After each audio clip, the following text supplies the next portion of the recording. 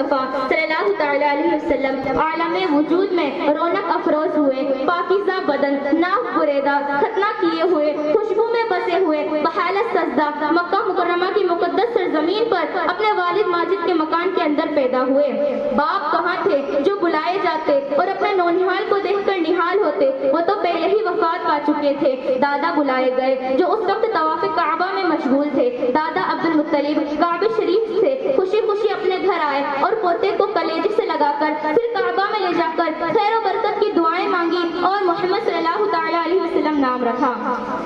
آپ کے چچا ابو لہب کی لونڈی خوشی میں دوڑتی ہوئی گئی اور ابو لہب کو بھتیجا پیدا ہونے کی خوشخبری دی تو اس نے اس خوشی میں اپنی شہادت کی انگلی کے اشارے سے صہیبہ کو آزاد کر دیا۔ اس کا ثمرہ، اس کا بدلہ اس کو یوں ملا کہ اس کے انتقال کے بعد اس کے گھر والوں نے اسے خواب میں دیکھا اور اس سے کہا کہ تیرا حال کیا ہے؟ تو اس نے کہا کہ تم لوگوں سے جدا ہونے کے بعد مجھے کچھ کھانے پینے کو نہیں ملا، بجائے اس کے کہ انگلی کے اشارے سے کچھ پانی پلا دیا جاتا ہے۔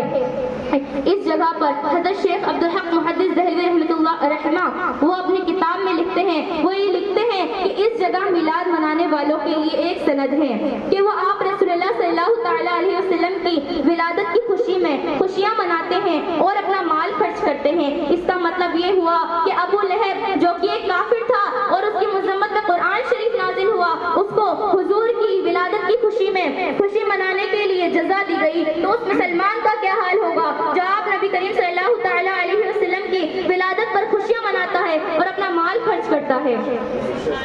یہ ناز، یہ انداز ہمارے نہیں ہوتے، جھولی میں اگر ٹکڑے تمہارے نہیں ہوتے، جب تک کہ مدینے سے اشارے نہیں ہوتے، روشن میری قسمت کے ستارے نہیں ہوتے۔ بے دام ہی بک جائے یہ بازار نبی میں، اس شان کے سودے کے خسارے نہیں ہوتے۔ اسی طریقے کا ایک واقعہ ہے کہ بی بی حلیمہ سعدیہ آپ فرماتی ہیں کہ جب وہ حضور نبی کریم صلی اللہ تعالی علیہ وسلم کو لے کر اپنے گھر آئیں تو کہتی ہیں کہ میرے گھر کے آس پاس کی عورتیں میرے گھر میں آئیں اور کہنے لگی کہ حلیمہ تو بہت زیادہ غریب تھی، اتنی غریب تھی کہ تمہارے لیے کھانے پینے کو کچھ نہیں ہوتا تھا، اب تو اتنی امیر ہو گئی کہ تو نے رات رات بھر اپنے دیے نہیں جلاتی، نہیں بجھاتی، اپنے چراغ نہیں بجھاتی۔ تو بی بی حلیمہ سعدیہ ان عورتوں سے کہتی ہیں کہ اے عورتوں تم میرے حجرے میں آؤ، کیوں نہ میں تمہیں بتا دوں کہ میں کون سا چراغ روشن کرتی ہوں، میں کون سا دیا جلاتی ہوں۔ تو وہ عورتیں بی بی حلیمہ کے ساتھ ان کے حجرے میں گئیں تو دیکھتی ہیں کہ حضور نبی کریم صلی اللہ تعالی علیہ وسلم پالے میں لیٹے ہوئے ہیں اور پورے کمرے میں روشنی کی چراغ کی طرح روشنی ہو رہی ہے۔ بی بی حلیمہ فرماتی ہیں کہ یہی وہ چراغ ہے جس کے آنے کے بعد میں نے اپنے تمام چراغ اور اپنے تمام دیے توڑ دیے ہیں۔ نہ دیے کی ضرورت نہ مشعل کی حاجت، نہ دیے کی ضرورت نہ مشعل کی حاجت، بڑی روشنی تو نے پائی حلیمہ، بڑی توقیر تو نے پائی حلیمہ، بنی تو میرے آقا کی دائی حلیمہ۔ السلام علیکم۔ طبیعت خوش کر دی، تیاری کر کے تقریر ہے، تیاری کرتا ہے انسان تو بولتا